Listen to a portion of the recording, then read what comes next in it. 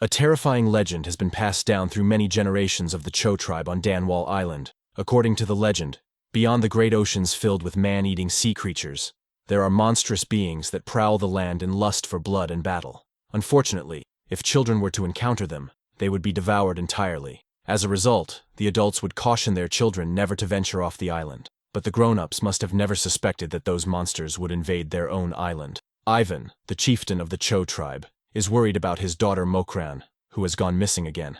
Even her brother couldn't locate her. Ivan is anxiously waiting for the Fiend Blood tribe to arrive. He vividly remembers receiving a letter from the Fiend Blood tribe's chieftain, informing him of their intention to personally arrive with around 100 warriors. Ivan was clever enough to figure out that the letter's contents indicated an impending invasion. He is worried about how to survive against such ruthless savages. Just then, his son gazes into the distance, his eyes widening. He then informs his father that the Fiend Blood tribe has arrived.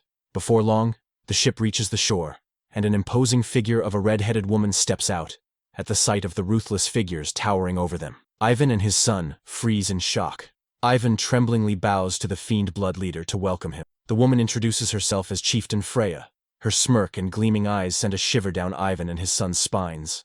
Meanwhile, Mokran is in tears, calling her father mean for not understanding her feelings. She had suggested to her father that he let her fight against seasoned warriors. However, her father didn't like the idea of a girl fighting alone and rudely rejected her. His harsh words deeply hurt Mokran as she cries.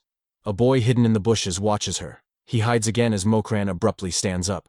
She wipes her tears, knowing she can't waste time here, and takes action as the chieftain's daughter.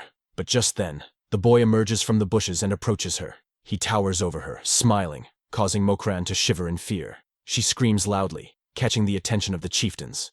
Soon enough, the boy excitedly rushes towards them. He addresses Freya as a mother who sees her son running toward her with a girl in his arms.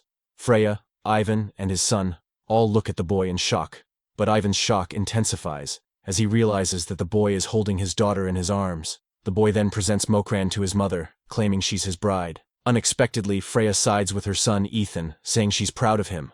She is in tears, saying she can't believe he has grown old enough to get married. Hearing this, Ivan and his son become shocked and aware that it's called kidnapping. Freya then introduces Ethan to Ivan. Ivan extends his hand toward Ethan, who gleefully grabs it and calls him father. This makes Ivan dumbfounded. Mokran's brother immediately takes her from Ethan. Hearing his soon-to-be bride's name causes Ethan to clench his chest, remarking that even her name is lovely. The scene shifts to Ivan, stuck between a rather gleeful Freya and Ethan discussing the wedding. Despite Ivan's silence, they continue planning the wedding. He then reveals to Freya and Ethan that Mokran is only 16. Freya nods, saying Ethan is 18. However, Ivan reveals that their people don't marry at such a young age. Taking them aback, they both approach Ivan with piercing eyes, and Freya asks how long he plans to keep them waiting. Ivan reluctantly says 5 years. Freya then extends her hand toward Ivan as a gesture of newfound friendship between their tribes. Freya then asks Ethan if he can really wait for 5 years. Ethan smiles, saying he must learn to respect the traditions of his bride's family and tribe. Meanwhile, Mokran tends to her father, who apologizes for not being able to refuse the Fiend Blood tribe. Mokran nods, saying he was wise to delay the wedding, and asks him not to worry. She goes back to her room and starts trembling. Even though she's willing to sacrifice, that young man frightens her. He has the eyes of a predator ready to pounce, and his limbs are powerful enough to bind her. Still, she wonders if he even likes her, or if it's just a passing fancy like her father said. The scene fast-forwards to 4 years later. Mokran watches Ethan running toward her happily and waving. She is shocked and wonders how it came to this. A few hours earlier, the tribe was preparing for Mokran's brother's wedding. Mokran was quite excited to eat all kinds of delicious food. Mokran decides to go rabbit hunting in the mountains. As she walks through the village, she overhears people complaining about fiend bloods. The tribe was fed up with them as they did a lot of things to piss them off. Unintentionally, Mokran clenches her bag tighter. The Fiend Blood tribe never once visited during the past 4 years, but is now suddenly tormenting. She wonders if they are here to ensure they get through with the marriage agreement. She shakes her head, pushing her thoughts aside. She soon reaches the mountains and starts hunting rabbits, but to no avail. She sighs, realizing she can't focus at all and must go empty-handed. At this rate, she had wanted to give her sister-in-law a nice wedding gift since she loves rabbits. She suddenly notices crystal flowers. She plucks them and decides to bring them instead. Suddenly, a snake bites her. It starts to attack her once again, but it gets stabbed by a sword. Mokran opens her eyes and finds Ethan inspecting her feet. He leans toward it and starts sucking the venom out. Mokran starts flailing out of his grasp, asking him to wait. Ethan looks at her and wipes his mouth. He then starts licking her wound, making Mokran blush profusely. Mokran watches and realizes that he was trying to suck the venom out. She leans toward him, reminding him that it's snake venom. She then asks if he's all right and if he swallowed it. She inspects his face and sees that he's fine, but still plans to find an antidote. She is cut off from her thoughts as Ethan places his hand on her waist and shifts her onto his chest. All of a sudden, Ethan takes her in his arms and starts walking. Mokran wonders why she's floating in the air and looks up to see Ethan back to the present. Ethan runs toward a glum-looking Mokran who wonders why he came before 5 years. Ethan tells her he was heading toward her brothers to say hello when he ran into. He scans her thoroughly and asks how she's feeling now, to which she says she's fine.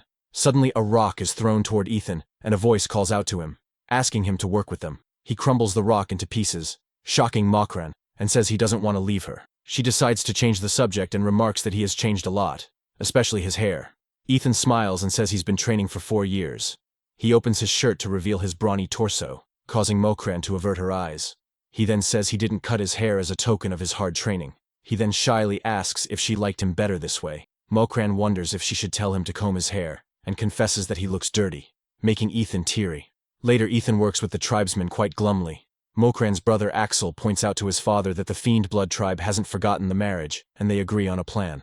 That night, Axel watches the Fiend Blood savages hunt a bird and prepare a bonfire. He is determined to not let Mokran marry one of those dogs. He goes to Mokran's room and explains how they mustn't let their guard down even if the Fiend Bloods have set foot on their land again. She remembers today's events, but she quickly pushes them away and agrees to be vigilant. He then bids goodnight and leaves. Mokran collapses on the bed, sighing. She blushes as she wonders how Ethan could do something so embarrassing without batting an eye. The next day, Mokran finds her hidden weapon. Since her tribe hates warfare a lot, she can't practice it freely in the village. She wishes there was a real warrior to teach her proper javelin throwing. She tries throwing herself, but fails each time. Suddenly, Ethan approaches her from behind and corrects her posture. He asks her to keep her body turned slightly and point her forearm towards the target to help with aiming. His closeness and whispers in her ears make Mokran flustered. She tries shoving him away, saying that's too close, and looks back.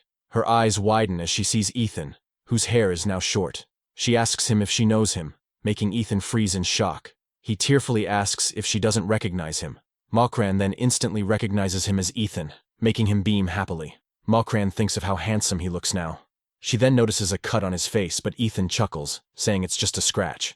He then asks about her injured hand, making Mokran blush, and she shrugs it off as nothing. But Ethan says that he doesn't want a scar on her beautiful hand, and blows on her swollen hand. Mokran watches him fuss over her hand like a clingy puppy, and she bursts into laughter. Seeing her laugh makes Ethan dazzle, as it was the first time Mokran smiled at it. Mokran notices him bleeding, so Ethan quickly tries wiping it away. But Mokran rips a part of her cloth, and in the process reveals herself slightly, making Ethan blush. This causes more blood to spurt out of his nose. Not wanting to tell Mokran why he's bleeding again, he hurries away, confusing Mokran. As she walks past his house, she notices some herbs and buys some for Ethan. She waits outside his house for him, but it seems he isn't home. But just as she begins leaving, she spots Ethan bathing himself, making her blush. She hides herself, but Ethan has already noticed her presence.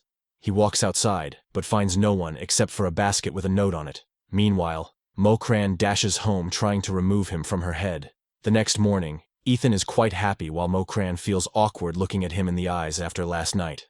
Ethan hands her a real spear, saying it will work better than the bamboo stick she has been using. Ethan notices her sadness and asks, "What's wrong?"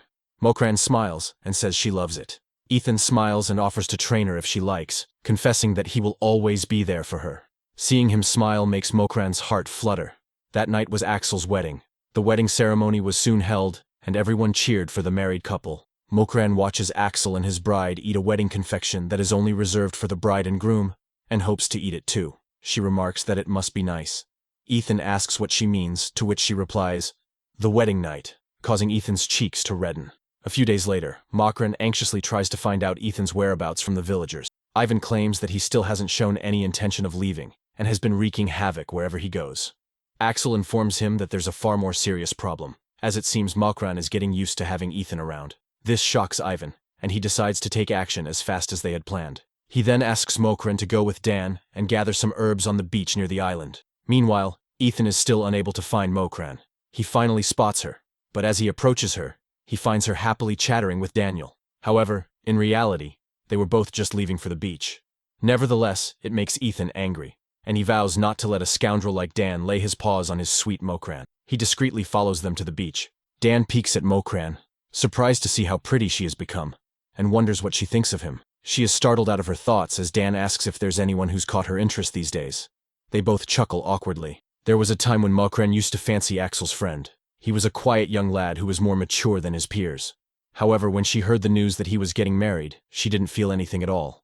That's when she realized that everyone expects the person they are infatuated with to look and behave a certain way, and if they turn out different from what's desired, then it's difficult to keep the torch aflame. Ethan curiously wonders what they are talking about. He watches Dan reach for Mokran, causing him to flinch. He immediately comes out of his hiding place and screams. Dan and Mokran shudder at the sight of Ethan sprinting toward them with a heavy rock in his hands. What really happened was that Dan was trying to help remove a leaf from Mokran's hair, but Ethan, who got the wrong idea, is now furious. Mokran realizes that his eyes are not in a state to listen. She quickly pulls Dan with her and they run away. This surprises Ethan, and he releases the rock in shock.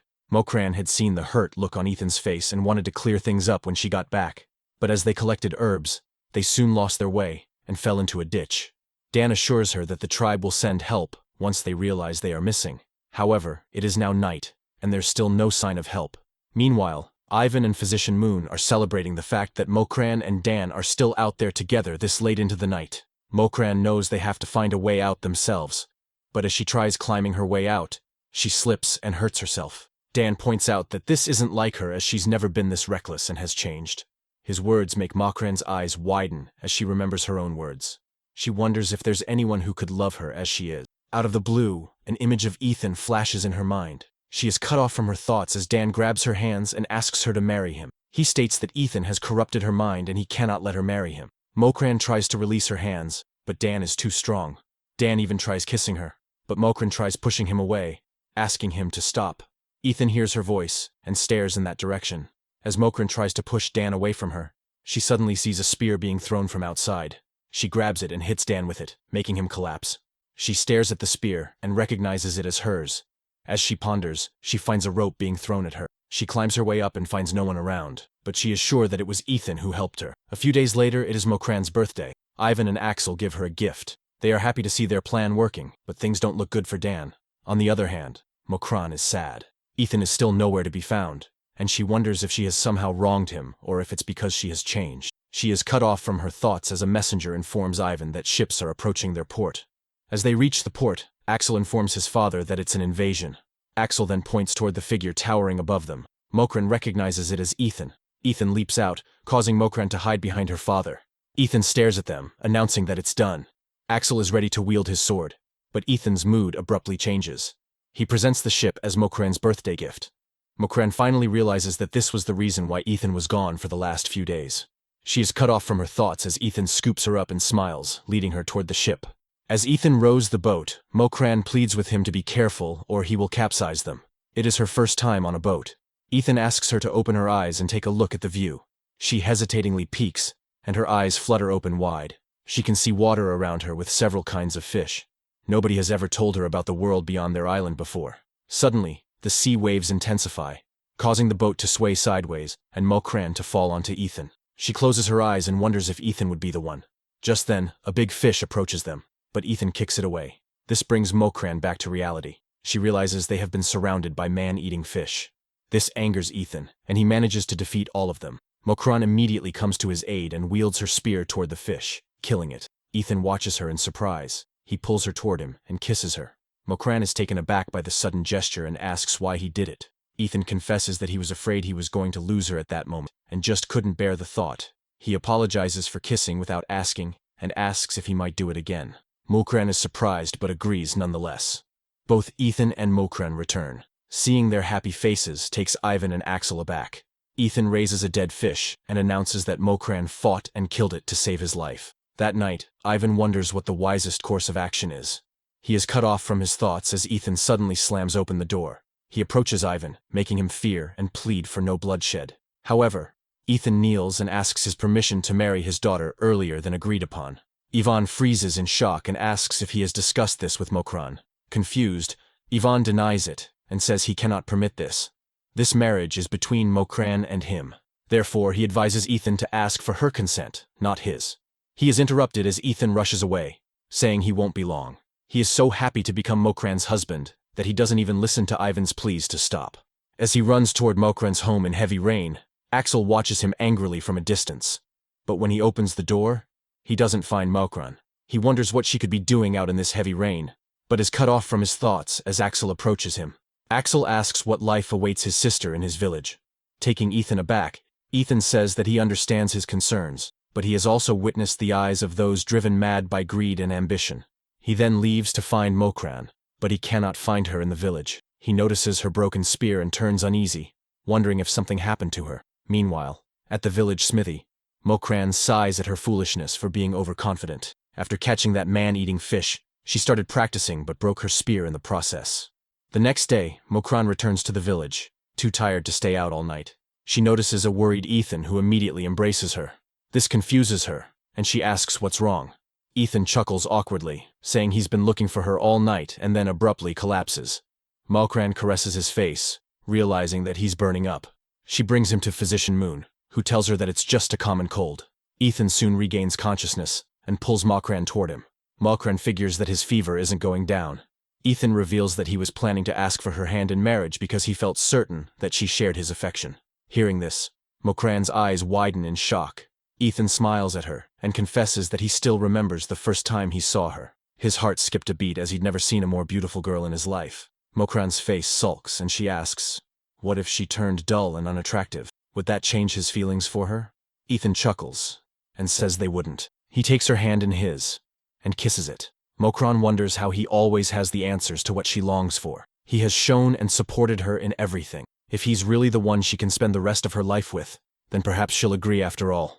Ethan then confesses that he loves her and asks if she will marry him. Mokran's heart pounds heavily, causing her cheeks to redden, and she wonders what's inside her. He then turns to Mokran, saying he heard she had been at his bedside the whole night and thanks her. Mokran fidgets, so Ethan asks if she has something to say.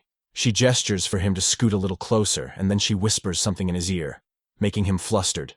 He asks if she means it, to which she shyly nods. He instantly lifts her up excitedly, promising to be a good husband. He twirls around gleefully, despite Mokran's protests. He finally stops and embraces her, vowing to never disappoint her since she's the best thing that ever happened to him. They then reach Ethan's house where he's peacefully having tea. As soon as he hears Ethan's voice, his drink spews out of his mouth, burning his fingers. He forces a smile and asks Ethan why he's here.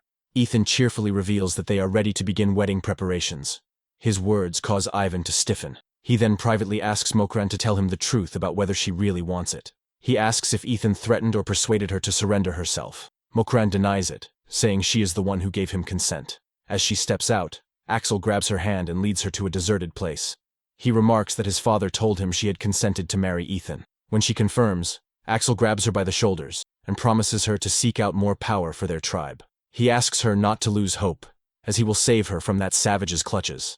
Mokran retreats, asking what he's talking about. She asks him not to do anything reckless, but Axel turns away and says it may not take long before he decides to abandon her. But he stops as he finds Mokran crying. He reaches for her but halts as he hears Ethan's voice asking him to stop. He says he was standing here listening to how far he would go, but he had crossed the line. Ethan further states that he might have been turning a blind eye to many things, but he isn't a fool. He thought that as Mokran's brother, Axel had her best interests in mind. Mokran knew she had to do something before things got out of hand. As Axel starts arguing, she comes between them and tells her brother that it's all a misunderstanding. She suggests Axel talk to Ethan to overcome their differences, and hopes he wishes for her happiness. She then leaves, telling Axel that they will go back first. As they walk, Mokran hopes she didn't hurt Ethan's feelings. Suddenly, Ethan stops and says, now is the time to tell him if she wants to back down from this marriage. She needs only to say one word, and he will leave. She asks if he will never return once he leaves, causing Ethan to flinch. He says he won't if she doesn't want him to, or he may come back without telling her to get a glimpse of her. His words make Mokran smile. She takes his hand and confesses that she doesn't want him to leave. He asks if she's sure she won't regret marrying him. Mokran says she doesn't know yet, but he has to make sure that she won't regret it by loving her as hard as he can. He embraces her, saying that goes without saying. Love the Manhwa? Subscribe for more. Your support makes it all possible. Hit subscribe now!